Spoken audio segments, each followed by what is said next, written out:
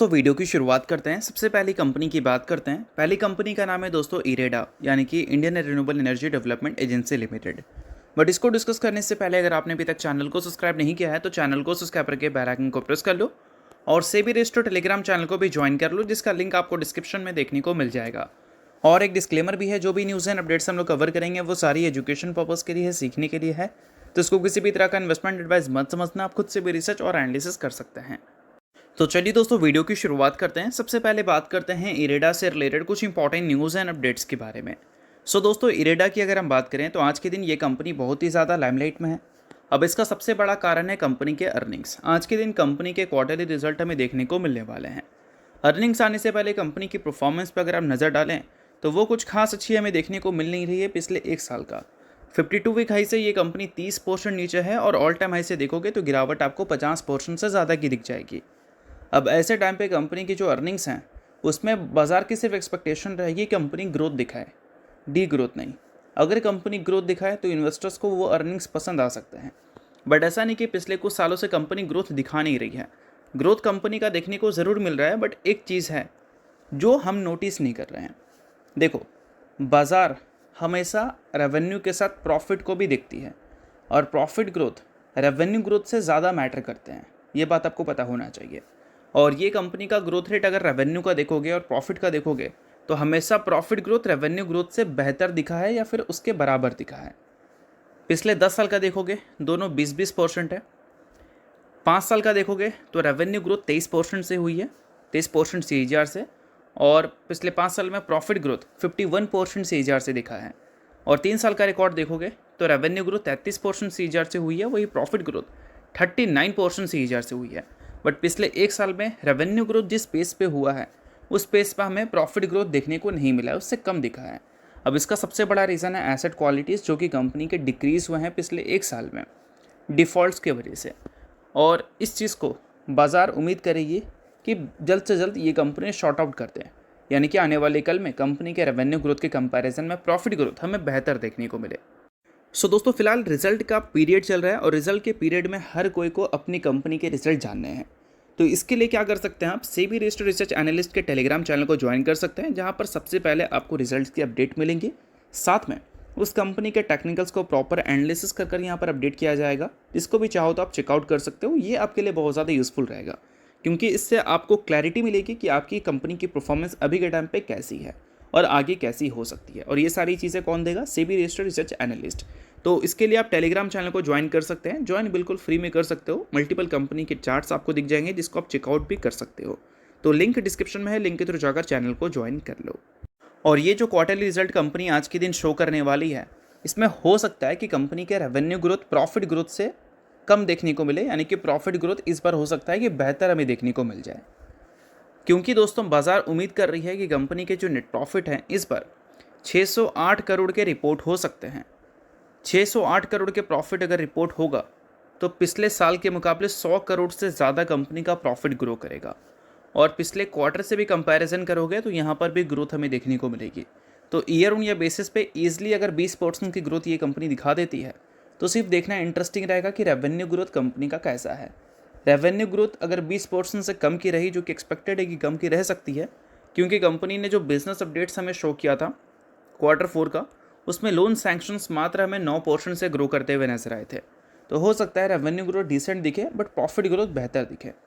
तो ये सारी चीज़ों पे आपको ध्यान रखनी है। अब जब ये कंपनी के अर्निंग्स आएंगे तो उसका वीडियो तो मैं आपको दे ही दूंगा, बट अभी जो कंपनी से रिलेटेड बाजार की इंपॉर्टेंट एस्टिमेट्स हैं वो मैंने आपको बता दिया, ताकि आपको चीज़ों को समझने में काफ़ी आसानी हो। तो चलिए अब इसके अलावा अगली कंपनी की बात कर लेते हैं, जिसका नाम है इन्फोसिस। आज के दिन इन्फोसिस हो या फिर बाकी की IT कंपनी हो, सभी की चर्चा काफ़ी ज़्यादा बाजार में दिखी है। चाहे आप इन्फोसिस की बात कर लो, विप्रो की बात करो, TCS की बात करो, कोफोर्ज की बात करो, क्योंकि IT स्टॉक्स में आपको 4% तक की तेज़ी आज के दिन हमें देखने को मिला है। और ये 4% की तेज़ी तब दिखा है जब बाजार का सेंटिमेंट आज के दिन हमें बुलिश नहीं, म्यूटेड दिखा है। अब IT सेक्टर कभी कभी भाग रहा है और मैक्सिमम टाइम गिर रहा है। तो एक चीज़ ध्यान में रखना, जिस दिन भागता है ना उस दिन बाज़ार में IT सेक्टर से रिलेटेड बहुत सारे अच्छे अच्छे खबर दिख जाते हैं, बट जिस दिन गिरता है उस दिन बाज़ार में IT सेक्टर से रिलेटेड कोई फ्रेश नेगेटिव न्यूज़ नहीं होती है। वही घिसा पिटा न्यूज़ होती है एआई से रिलेटेड। और अभी अगर हम बात करें तेज़ी के रीज़न के बारे में, तो कोई स्पेसिफिक रीज़न नहीं है या फिर कोई बहुत बड़ी खबर नहीं है। सेबी रजिस्टर्ड रिसर्च एनालिस्ट के द्वारा एक रिपोर्ट पब्लिश किया गया था जिसमें मेंशन किया गया है पॉजिटिव कमेंट्री हमें सुनने को मिली है ग्लोबल टेक प्लेयर की तरफ से, इंक्लूडिंग स्नोफ्लेक्स, जिसने अपने आउटलुक्स को काफ़ी अच्छा दिखाया है और क्लाउड एक्सपेंशन प्लान को अच्छा शो किया है, जिस वजह से जो कॉर्पोरेट टेक्नोलॉजी और इन्वेस्टर्स के कॉन्फिडेंस हैं उसको इन्होंने रिवाइव किया है। लेकिन साथ में उन्होंने ये भी हाईलाइट किया है कि डिमांड अभी भी रीसाइलेंट ही देखने को मिल सकता है जब तक ग्लोबल मैक्रो अनसर्टेनिटीज हमें देखने को मिले। और साथ में उन्होंने ये भी कहा है कि इम्प्रूव हुआ है sentiments and global tech spending, जो कि स्ट्रेंथ प्रोवाइड कर रहा है expectation of better deal flow और stronger revenue visibility for frontline Indian IT major, यानी कि इंडियन आईटी कंपनीज या इंडियन आईटी स्टॉक्स। ठीक है, और यही सारी चीज़ों की वजह से इन्वेस्टर की सेंटिमेंट आज के दिन थोड़ी बेहतर हमें देखने को मिली है। और कुछ कंपनी से रिलेटेड भी हमें न्यूज़ देखने को मिला है, जिसमें टीसीएस की बात करें तो टीसीएस ने पार्टनरशिप किया है आर्टिफिशियल इंटेलिजेंस को लेकर। और उसके अलावा विप्रो की बात करें तो उन्होंने भी एक्सपैंड किया है सर्विस नाउ के साथ अपने टाई अप को। तो कुछ कंपनी से रिलेटेड हमें न्यूज़ देखने को मिली है, बट मैक्सिमम जो चीज़ें हैं वो सेंटिमेंट से रिलेटेड है और इसी वजह से पूरा का पूरा आईटी सेक्टर का ही परफॉर्मेंस आज के दिन बेहतर दिखा है। और इसके अलावा ये जो न्यूज़ है डॉलर और रुपीज़, ये तो लगातार हमारी आईटी कंपनी को खुश कर ही रही है। अभी देखो डॉलर का लगातार स्ट्रांग होना रुपीज़ के अगेंस्ट, ये इंडिया को ज़रूर डिस्टर्ब कर रहा है, बट हमारी आईटी कंपनी खुश हो रही है।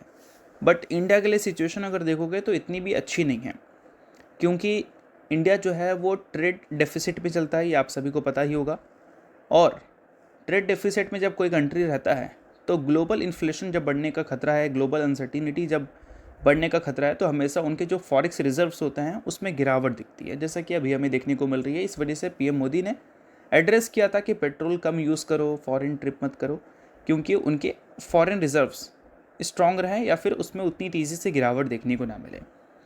अब फॉरेन रिजर्व जो है वो बहुत सारी कंपनीज़ के द्वारा स्ट्रॉन्ग किया जा सकता है, जिसमें सबसे बड़ा कंट्रीब्यूशन आईटी कंपनीज़ का होता है। आईटी कंपनी का मेन सोर्स ऑफ रेवेन्यू जो है वो डॉलर में ही होता है ना, तो इंडियन गवर्नमेंट को आईटी सेक्टर अच्छा डॉलर ला कर देता है। बट इंडियन कंपनीज़ जो आईटी सेक्टर की हैं वो एआई डिस्ट्रप्शन की वजह से परेशान है। इस वजह से हमारी हालत फॉरेन रिजर्व्स को लेकर कुछ खास अच्छी है नहीं, क्योंकि जो प्लेयर हमें सबसे ज़्यादा डॉलर देता है वही प्लेयर की करंट सिचुएशन अगर ख़राब है तो ओवरऑल देश में तो इसका इम्पैक्ट हमें देखने को मिलेगा ही। इस वजह से ऐसे ऐसे स्टेटमेंट्स हमारे गवर्नमेंट की तरफ से सुनने को मिल जाते हैं। बाकी अगर आपने अभी तक सेबी रजिस्टर्ड टेलीग्राम चैनल को ज्वाइन नहीं किया है तो उसको जाकर आप ज़रूर ज्वाइन कर लो, उसका लिंक आपको डिस्क्रिप्शन में दिख जाएगा। लिंक के थ्रू जाकर चैनल को बिल्कुल फ्री में ज्वाइन आप कर सकते हैं। अब इसके अलावा दोस्तों बात कर लेते हैं अगली कंपनी के बारे में, जिसका नाम है टीडी पावर सिस्टम लिमिटेड। हाल ही में दोस्तों कंपनी ने अपने Q4 के अर्निंग्स को रिपोर्ट किया था, जिसमें कंपनी के प्रॉफिट 36% से ग्रो करते हुए नजर आए थे और साथ में 1:2 के रेशियो में कंपनी ने स्प्लिट की भी अनाउंसमेंट की थी, जिसमें कंपनी ने एक शेयर के बदले अपने इन्वेस्टर्स को 2 इक्विटी शेयर देने का फैसला किया था। सो अगर आप इस कंपनी के इन्वेस्टर हैं तो इस न्यूज़ को आप नोट कर सकते हैं, इन्वेस्टर नहीं आप इग्नोर कर सकते हैं। न्यूज़ थी इस वजह से मैंने बता दिया, बाकी ये किसी भी तरह का रिकमेंडेशन नहीं है। तो होप करता हूँ ये वीडियो आपको अच्छा लगा होगा। लाइक कीजिए, सब्सक्राइब कीजिए, बहुत बहुत शुक्रिया।